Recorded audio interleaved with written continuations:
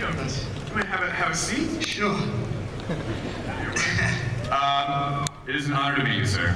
We didn't have to meet backstage, but it's nice to see you. Congratulations on Mad Max, and tell us what was your decision to sort of revisit the franchise after all this time? The story popped in my head and just wouldn't get away, like an imaginary friend. It just wouldn't go away, and I always, I love chase movies. I think they're the kind of purest form of cinema. That's where the film language started. I wanted to make one long, extended chase and to see what we could pick up about the characters and the story on the way. Did it feel familiar to be back in this world, or did it feel new to you? What was after all this time, what did it seem like? Both ways. It was certainly familiar, but a lot of time has passed, the technology's changed. It was a real opportunity to go back and revisit it, so it was a really interesting thing to do. Crazy, but interesting. So, talk about like Tom Hardy and Charlize and Nicholas Hoult. Like, when you're building the cast, what is it that you're trying to accomplish with these actors? Well, people often say that 75% of your job is done as a director when in the casting. So it's very specific to characters. Obviously, I was waiting for someone like Tom Hardy to come along that has all those sort of qualities.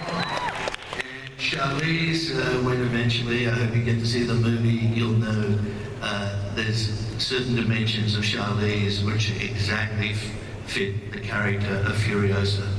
So, and the same in many ways with Nick Hoult. Yeah. So that applies to all of it. So but by the way, can I say this is my first Comic-Con? Are you serious?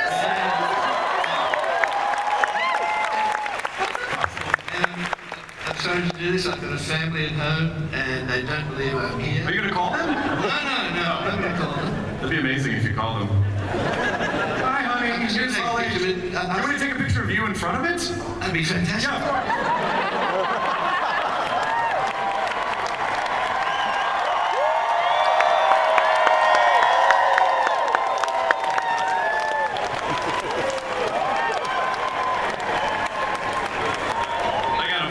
That's amazing. Fantastic. That's adorable. Come on. and I was, I grew up in a small rural town, and I was the kid who always got into trouble for drawing cartoons and reading too many comic books and going off to and seeing too many movies and so on, and never dreamed something like this would be the case. That people come all around the world to some place like this. So this is, as Charlize said, this is kind of a spiritual home ground. It's amazing. I mean, it's like, there's that, when you're a kid and then all the grown-ups are like, that's never going to lead to anything, and then later we realize that the generation before us is stupid. For me, it was like, video games aren't going to be anything. Like, shut up, I'll show you.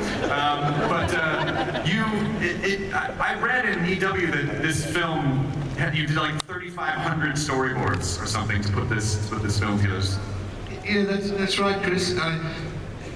I actually was determined not to do the conventional thing, and that was write a screenplay. So we basically boarded the whole film as a one long comic book, and it was 3,500 panels.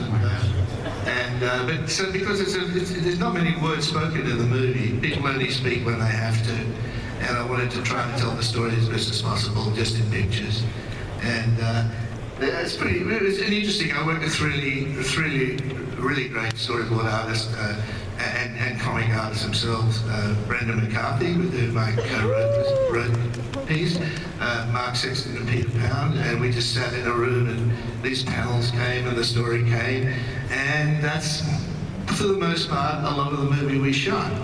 So take us back to 1979. How has the process changed for you? I mean, when you're making Road Warrior then, obviously, what are you building on? Like, what was the initial idea? Well, put simply, it really is an opportunity to go back and tell a very, very simple allegory. They're kind of like westerns on wheels. Mm-hmm. And even though it's set in the future, like about 45 years in the future, you're able to go back to a much more elemental behavior, more medieval and so on, where there's no rule of law, there's no honor. Basically, people are surviving and doing what they can. So in that way, it's very, very much like those westerns. They're very spare and clear movie, and you can get away from all the clutter. And yeah, and for some reason, I just love wrecking cars and getting it up front. And who knew that Mel Gibson would literally turn into Mad Max at one point?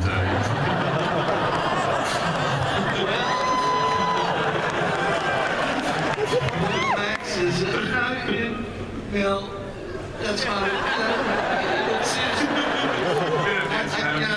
We all ask the question, what is charisma? Why are there people set apart as kind of movie stars? And I think it's part of it is they have that internal tension. On the one hand, they're extremely lovable and accessible. On the other hand, there is an element of danger. Yeah. And that applies, I think, to virtually every charismatic person. That strange mixture. I'm simplifying it. I can't keep it that simple. And, you know, and I must say, Tom has that quality. He's extremely lovable and has another quality that is kind of like watching a big wild animal. You just don't know what they're going to do next. And I think that's the paradox is the big is one of the elements of charisma. So, yeah. I've been lucky. I've worked with some wonderful actors. Were you surprised when the film came over to the States in 1980 and became like a complete smash success? Yeah, I'm surprised whenever there's success. You work so hard in a movie and you look at it, you put it out there, and you have no idea how it's going to be received. And, you know, had you told me that I'd be making another one all these years later, I just would not have believed you. I would have thought you were crazy. So obviously the film relies heavily on the vehicles. So tell us a little bit about designing the vehicles and what your vision was for that.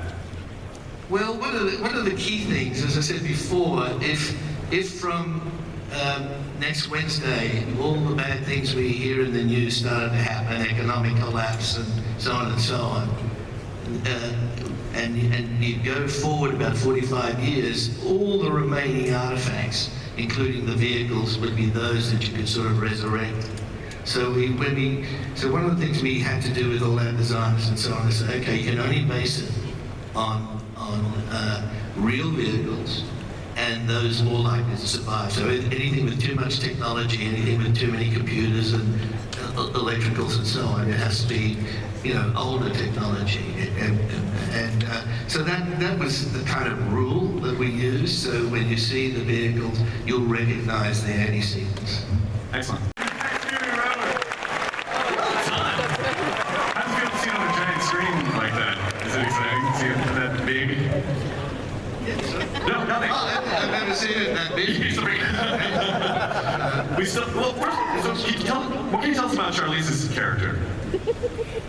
Oh, she's, I can tell her her name, Imperator Furiosa.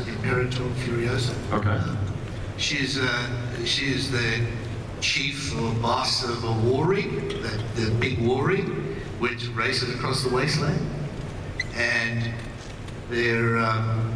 and Max, the guy who just wants to be himself, he thinks that's the best way to survive, gets swept up in their story.